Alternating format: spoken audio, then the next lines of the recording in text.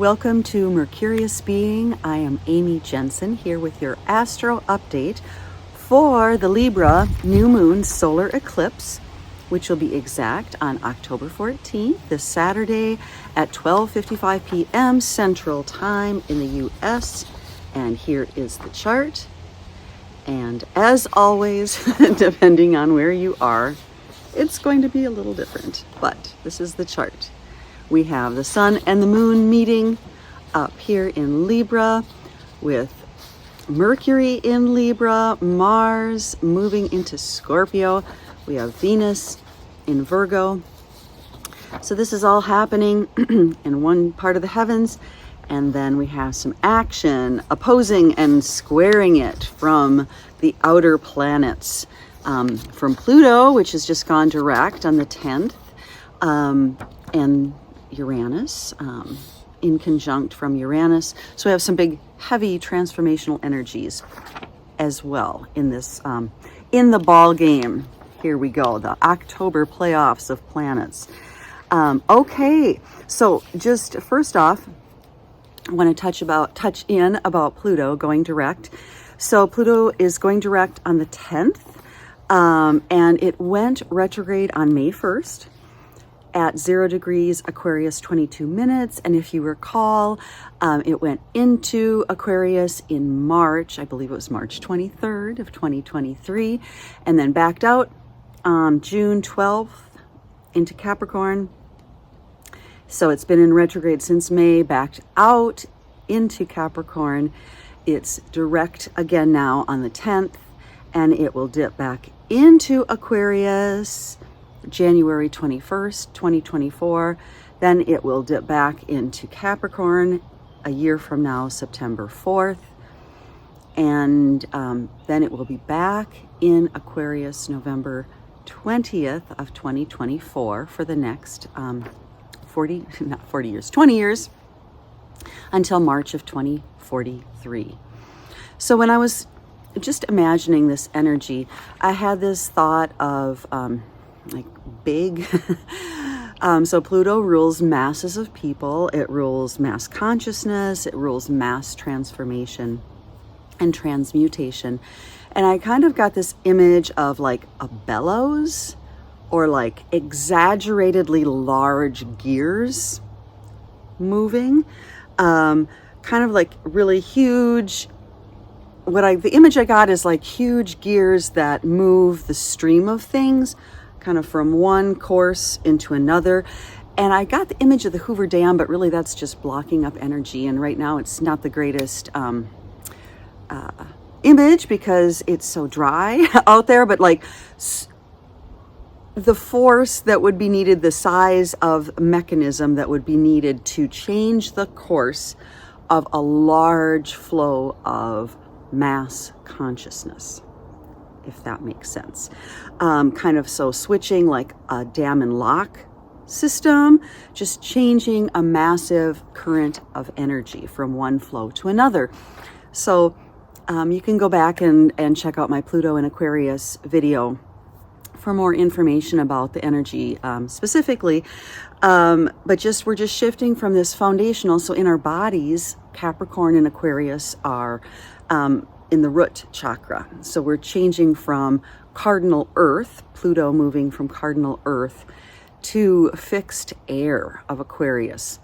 So I see this period of going back and forth between Capricorn, switching out of that mode, which we've been in since 2008. I believe it was November, right around Thanksgiving, 2008.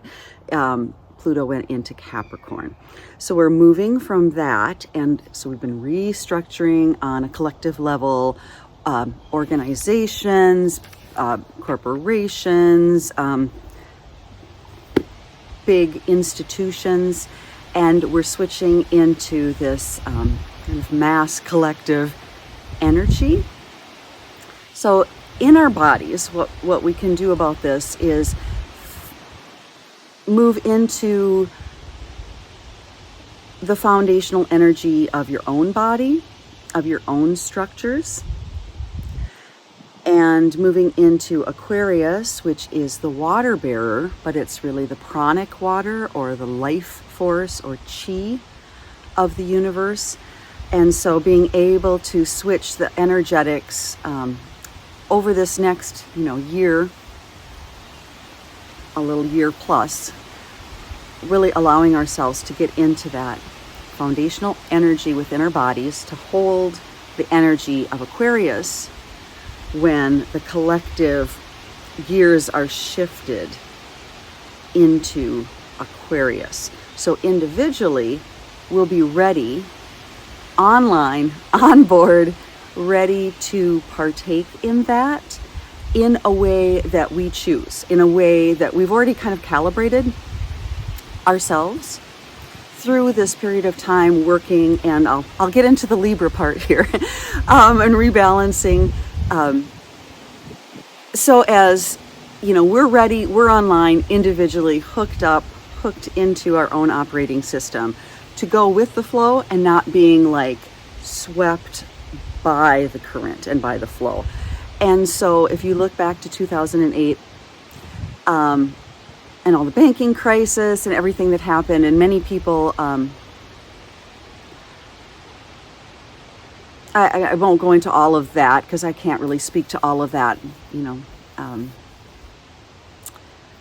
at the level that I would want to, or should. Let me put it that way. It's not my scope of practice, but I'm just saying, at that time, honing up one's financial stability and one's own interest rates and loans, and everything was pretty shaky. It highlighted, Pluto going into a sign is going to highlight where it's shaky.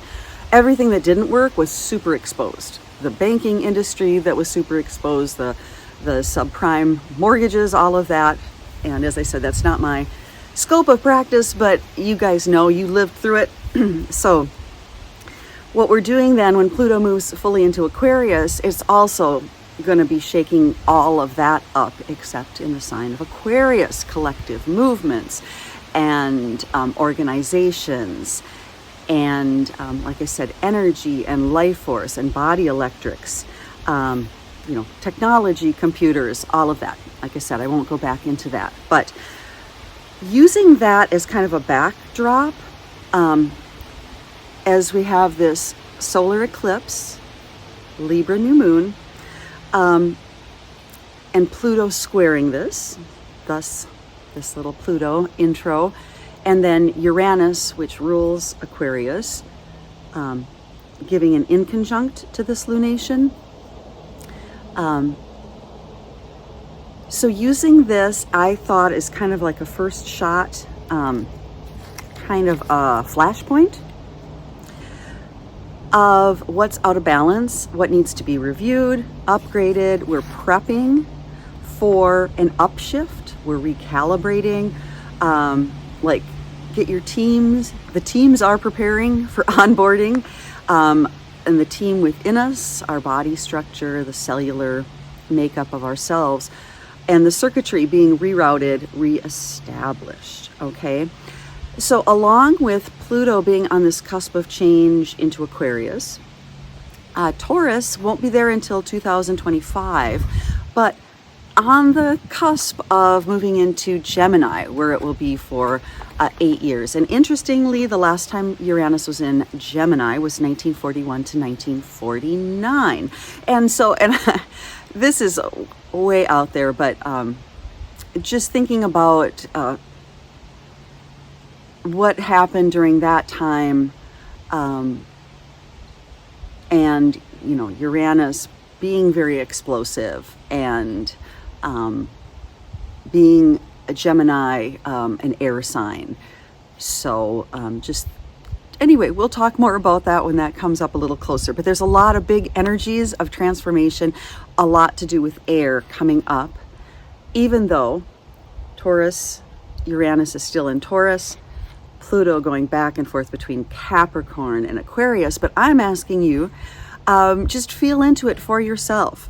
What does this mean? What are you picking up about this? And not, I guess what I was going to say about Uranus and Taurus, and then Gemini, the 1941 to 49 period, it reminded me of David Lynch and the Twin Peaks and the season 3 and all of the explosive air of that 40s era. So that's all. I'm not doomsaying anything. I'm just saying we're coming into a very pivotal transitional time. Well, as we always are. I mean, we're ever evolving. That's why we're here. Everything is not going to stay the same. Okay, I'm going to jump into the Libra moon, new moon. Libra, balancing, harmonizing within ourselves, seeking homeostasis, attuning to balance. Balance being an ever-changing, ever-evolving act. Even you're practicing yoga, you're standing up. There's a balance between left and right with the weight of the body, shifting the weight of the body. Balance between the front of the feet and the heel. There's always a balance going on. We're not statues at any point within our practice and within our lives. It's an ever-changing, ever-evolving act, morning to evening, day to day, season to season, breath by breath. So everything is always changing. And every new encounter, which is a Libra relationship energy, is a new balancing act and gives us new opportunities for balance. And these are opportunities not to lose ourselves in a balance, become the mirrored self that others would want to see or we perceive them wanting to see, or a balance created on appearance only rather than a balance created through each of us showing up authentically and groundedly. So I was really getting the energy, not only of the scales, but I went back to the teeter-totter. So I don't know if you had a lovely, somewhat probably dangerous teeter-totter in your past playground experience. My mind is in the Redfield Park, that particular teeter-totter. So if you're from Redfield, you know what I mean. The teeter-totter, you can't stay down and you can't stay up, right? It's the fun of the play, of the movement, of the back and the forth, between the 2 points, between 2 extremes is a Libran experience. It's the experience of seeking balance through movement and time. And this means something different for everyone. My balance may not be your balance, but the principles of balance remain the same for everyone. There needs to be a balance of rest and movement, of nourishment and digestion, of reflection and action, a balance of stimulation and calm, of partnership and individuality, being out in the world, and then having a relationship with a rich inner landscape of yourself, creating, being the creative person and creating things, and then observing and admiring and participating in others' creativity. So ask yourself at this time, at this new moon, at this solar eclipse, what tips the scales for you? What causes fluctuation? What causes vacillation when you're going back and forth between this and that? Okay. Allowing yourself to experiencing the tipping, the vacillation, the fluctuation, and then come back to your center. Okay. Centered in yourself. Centered in the heart center, which Libra rules, the masculine side, we would say, or the centrifugal side, if we put it in those terms, and Taurus ruling the centripetal side, the feminine side, the drawing in side of the heart center. And so when you find yourself fluctuating and tipping and vacillating, go back to that center and just feel into the center, holding your center while experiencing the flow. And this is also kind of a sense of experiencing the flow of breath while being centered in that sense of just simple being. And allowing that centered self the spine, the heart center, to be the fulcrum of your teeter-totter, the center of the scales. So holding on to that centered experience, you can go out to the extremes, the up and down of the teeter-totter, the back and forth of the scales, and you can learn about other people, and you can get to communicate with them and relate with them, and all of that otherness, right? All of the stuff that the not self has to offer you.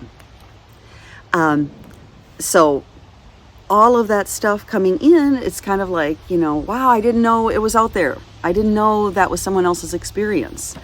And then you can choose to take those beliefs that you've learned about, like, wow, that's expanded me.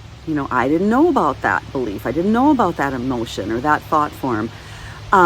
And then just letting the scales kind of tip into that otherness, allowing yourself to feel it, experience it, and deciding what resonates, what doesn't, what you want to keep and hold and expand within yourself and your consciousness, or what you'd like to let go of, what isn't resonant with you, what doesn't hold true, what doesn't resonate and keep you on center, okay? And that just gains more real estate within our consciousness, going beyond that boundary of I amness, which is Aries. All right, and then not judging that otherness. So all the things that we don't particularly resonate with, then not moving into judgment about it, but moving into kind of informed detachment, I would say. Practice detachment. That is them, this is I, and that is all okay, right?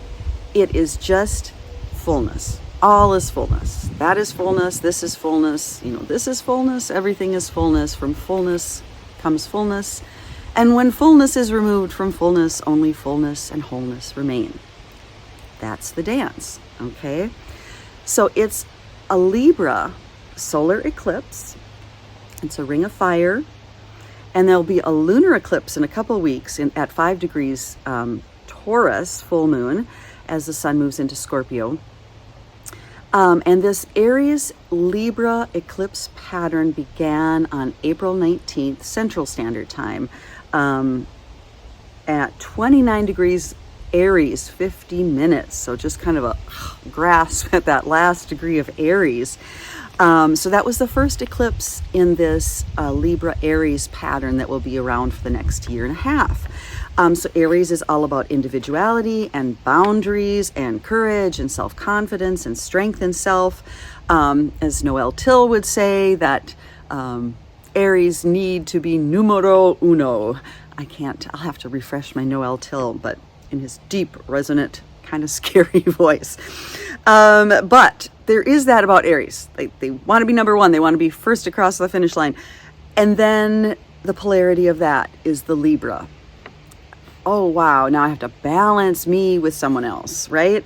So it's a balanced relationship, balanced self and others.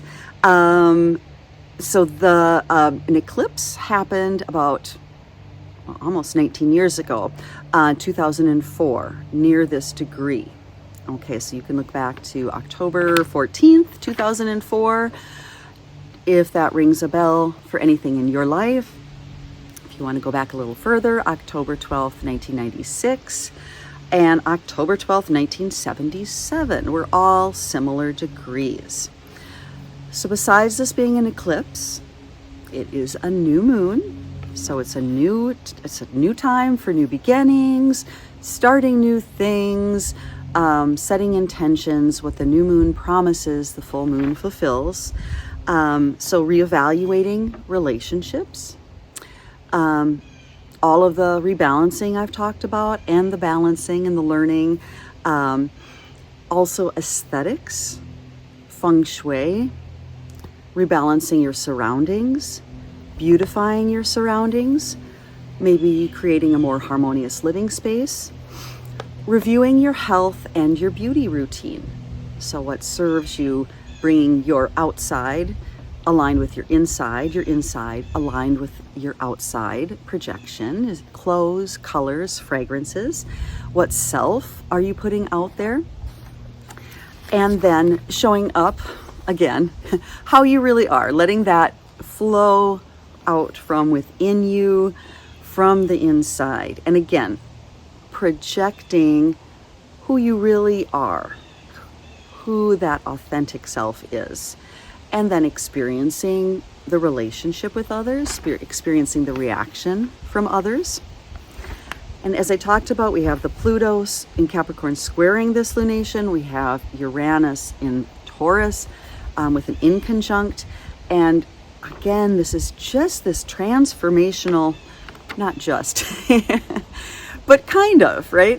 It's a bigger undercurrent of, so we have this Libra relating, playground imagery, teeter-tottering, us, them, self, other, not lightweight by any means, but seemingly softer currents, and then the undercurrents of the gods, the god of the underworld, Pluto, squaring this beautiful eclipse lunation, and then Uranus, the god of the heavens, is just going to blow stuff apart, having a little say in on this.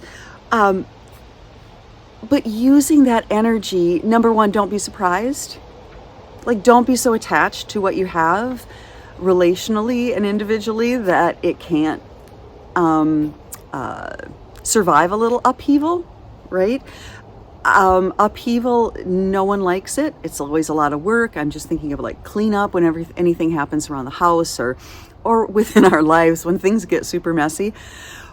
But who doesn't ultimately benefit from that? Once you've cleaned it up, you're like, oh, okay, that space is way better. Or even within oneself, like, you clean it up.